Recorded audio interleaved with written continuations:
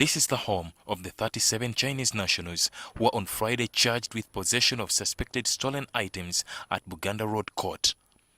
This follows an ongoing police probe that unveiled the racket after concerns by some neighbors. The raid showed motherboards of used phones and laptops, reportedly stolen in Uganda, then repackaged and exported to China. And these motherboards for the phones we suspect were snatched from Ugandans. There were also wildlife exhibits like tortoises, pangolin scales and fish maw also recovered from this house. This is not a phone processing plant, but a makeshift control room with over 2,000 phones, each connected with a Ugandan SIM card in the names of certain individuals. Several Airtel and MTN new lines are visible. So far, police investigations show that these are used for financial crime, especially on the WeChat social media. We note that these phones were connected to an online platform called WeChat. This is basically a Chinese-owned platform, and it is used for messaging and financial transactions. Now, the preliminary investigations we've had indicated that there were so many financial transactions done on that WeChat. And basically the targets were Chinese. Whether there are some other transactions that have been done that compromise our financial institutions and even security generally.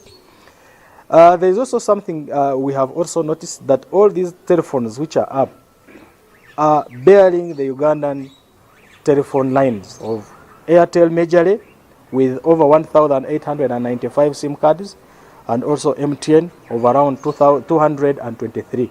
According to police, some of these suspects were also transacting business without work permits, as many entered the country using visitor's visa.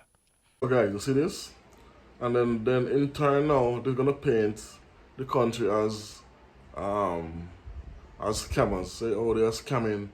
Africans are scammers, so that's why they tend to not to give Africans so much a hard time when entering their country. And look, a group of Chinese stole Ugandans' phones, keep the phones using the same chip, Ugandan chip, Ugandan phone and everything, and then using it to scam people on the WeChat, which is a Chinese app.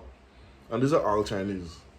So you see, we need to have more stricter immigration laws and foreigners entering the country. You can't just come on a visitor's visa, overstay, and then we can't find you. We need to know who you're staying by, where do they work, how are you related to them. So the minute you overstay your visa, we can come on for that same person you say you're going to stay by. So we need to put this into law, and put this into work. So these things we won't stop it, but we can minimize things like that. You see the conception, you see that whole hundreds of phones they had spread out and plug up. So that's like a continuous running thing. You can imagine how much money they make from scamming people, and then who's gonna get the blame?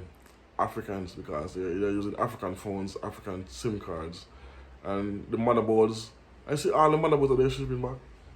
But there's always criminal element in every culture and in everything. But so we can paint the whole China as this as these few Chinese that come to break the law. We can't really paint all of them as the same, but we do have criminal elements in every single country, in every single culture, and this is just a point of it. So we need to have more stricter immigration laws, and like if you just travel, for instance, to Europe and they give you a visiting visa, you have to write down before you reach there who you're going by, how long you're staying with them, address, phone number, work address, email, and all that.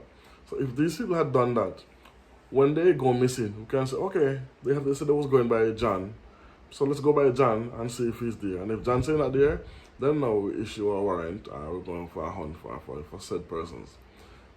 What about African countries is to lay back. We have to welcome in, we have to be trustworthy of Europeans and foreigners in general. So we need to get back to the place where we can keep a more stricter handle on our immigration policies, and then we can lessen these kind of things. And I'm happy because now they can showcase it on the news that this way, well, these are not Africans who are doing this coming, it's Chinese. So I like this. Let me know what you think about this in the comment section. Boom.